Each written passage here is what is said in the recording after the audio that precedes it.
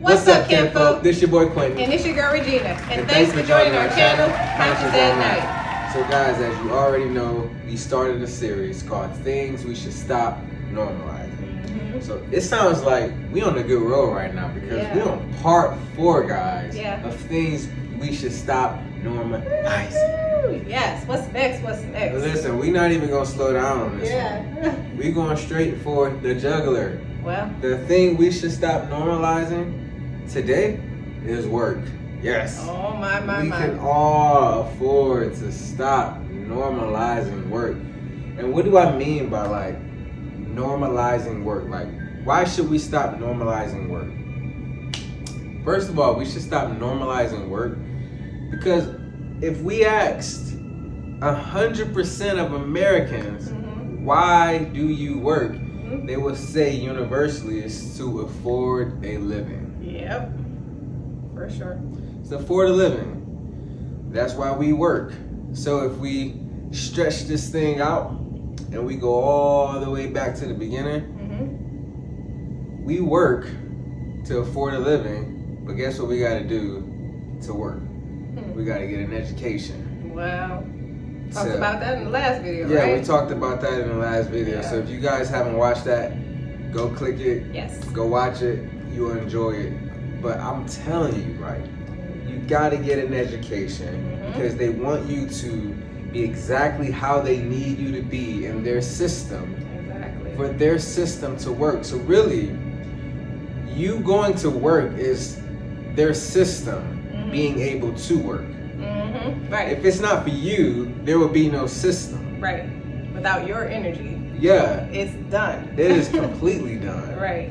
What they depend on is you believing that if you don't go and get an education, you can't get this job. And if you can't get this job, you can't afford to live. Right. Yeah. Don't that sound like a setup to me? From the jump. Right. From the start. Like, it's crazy. That is. But what's even crazier is the fact that we depend on the system. And really it's us that we're depending on to afford that living. If it wasn't for us, the system wouldn't exist. The system can't exist without us actually being a part of it. But again, they bank on fear and survival mode of you not getting an education. So it's like, hey, if you don't go get this education, then you're only leaving yourself out to fend for yourself on the streets, and then you may end up in jail, or you may end up in, in the grave, or whatever the case may be. Like they want to make sure you are afraid to not go to school and get an education and be in the system that they are programming you to have to be in to afford to live by working for them. Oh yeah. They need you to believe in their system, and that this system, if you don't work for it and don't get the education to work for them, that you won't be able to afford a living. Right. Like it's your only option. That's it's only presented like this is the way. This is the way of the American dream. Not even America, but all over. Like this is the way for you to be successful in life. And if you're not with the program, to them, you will be considered an outsider.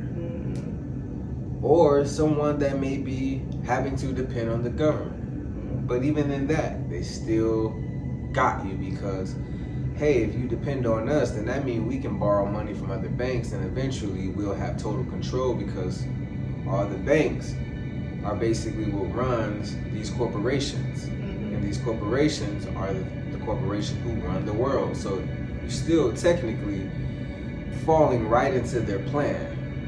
But this is another reason why we should stop normalizing work. Imagine going to school, to college.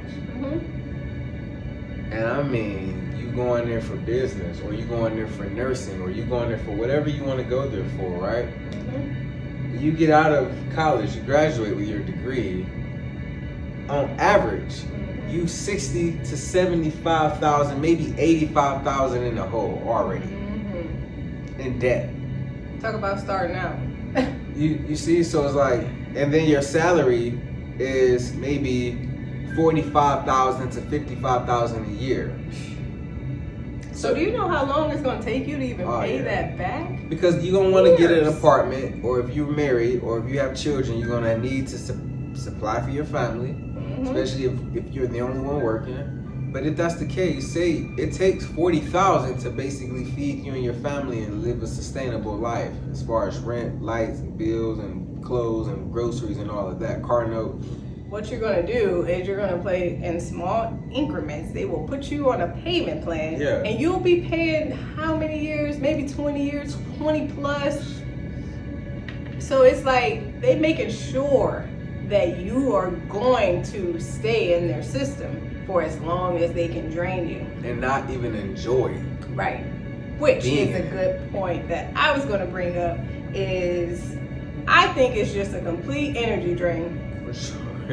From your innate ability and passion in pursuing what you actually would want to do with your life. Complete energy drain. Sure. So there was a 2022 statistical overview or job dissatisfaction, and there was 60% of people that reported being emotionally detached at their jobs, and 19% stated that they were miserable. Do you see how big of an amount? Like, you can really conclude that majority of people that is going to work, 79%, are emotionally detached and just unhappy. Yeah. Like, and then when you have people that are functioning like that, then there's going to be poor work performance. Oh yeah. You're just going to be emotionally detached from even your peers, and your moral code is just going to be like to crap. Like, what is that anymore? You're just like, why am I getting up to go to work? You know, and it's just a whole systematic robotic thing that you feel like you are indebted and have to do. How are you feeling at all, you know, fulfilled in doing something that you are miserable with? Yeah, especially if you got to work with people. Yeah. See, that's the thing. If you have to work with people, if it's like I need you for us to get this job done, that's maybe the worst job that you want to have. And if you're working by yourself, you can get over that. Yeah. But it'll still suck if you still feel that way. But if you gotta work with people, it's just always more drama that you're gonna feel like you're dealing with, because other people's emotions are involved and they probably feel the exact same way. She just stated 60% of people are detached, and then it's not 19% of them is just clearly just miserable. So that's 79% of people that just disagree with the fact that they gotta wake up to go to work. That's really sad. That is really sad. Yeah, I mean, Jesus.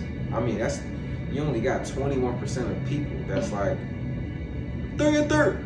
Yeah. No, seriously, like. And it's probably a good chance, I don't want to speak too soon to say, but I kind of do want to say that it's probably a good chance it's those that are kind of up top anyway in the system, not the ones that's at the bottom, the majority of employees. I mean, it's the bosses, it's the ones in those higher positions that really aren't doing a lot of leg work with their jobs.